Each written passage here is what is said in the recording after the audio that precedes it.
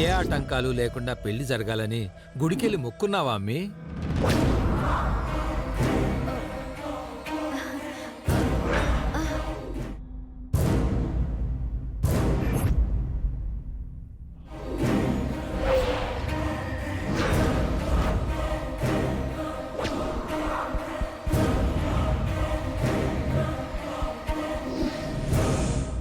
నేనున్నాను కదమ్మీ, అంతా బాగానే జరుగుతుంది.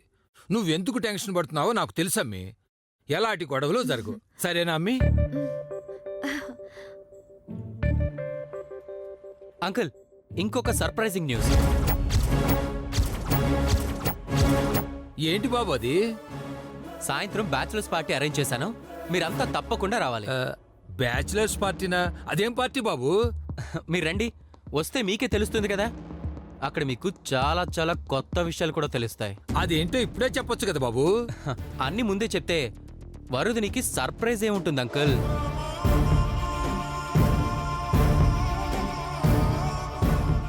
అందరినీ తీసుకొచ్చే బాధ్యత మాత్రం మీది, ముఖ్యంగా వరుదిన్ని. తను మిస్ అయితే నువ్వు నూరుకోను అంకుల్. అబ్బేబే, అందరం కలిసే వస్తాం బాబు.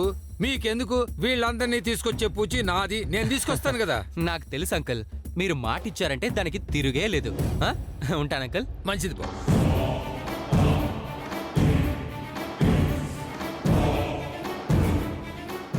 నీతో చెప్పలేదు కదా వారు. బాయ్ వారు.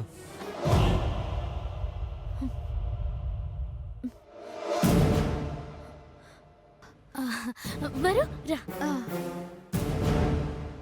అబ్బా,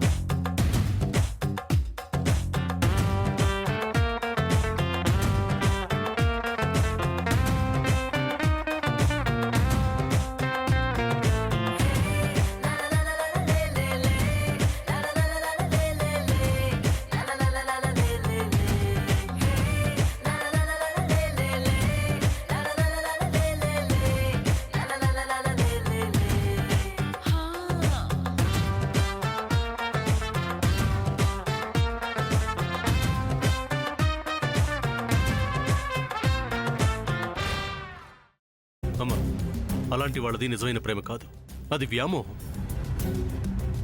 ఎగ్జాక్ట్లీ చిన్నత్త. నిజంగా ప్రేమించుకున్న వాళ్ళు అలా చేయరు. ఎంత మనసు విరిగిపోతే కన్న కూతుర్ని పట్టుకొని మా దృష్టిలో చచ్చిపోయా ఉంటుందా తల్లి? అది సరే అమ్మా, తన కూతురుతో తన మాట అనేటప్పుడు ఆమె మాటల్లో వ్యథ, కళ్ళల్లో బాధ గమనించావమ్మా? పెద్దబాబుకు బర్త్డే విషెస్ చెప్పు కూడా వెళ్ళాం కదా. ఊరికే ఎలా కాలిపోతుంది? మంట పెడితేనో పడితేనో తగలబడుతుంది.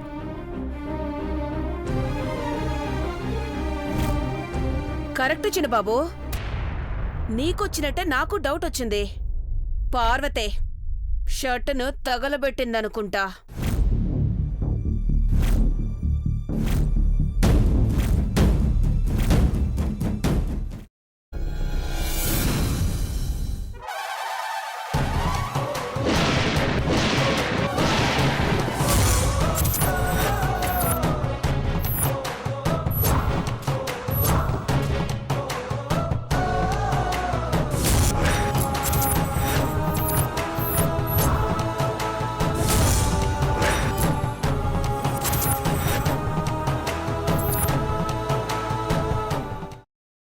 తర్వాత పొట్టు తీసేసి చాప్ చేసి పక్కన పెట్టుకోవాలి.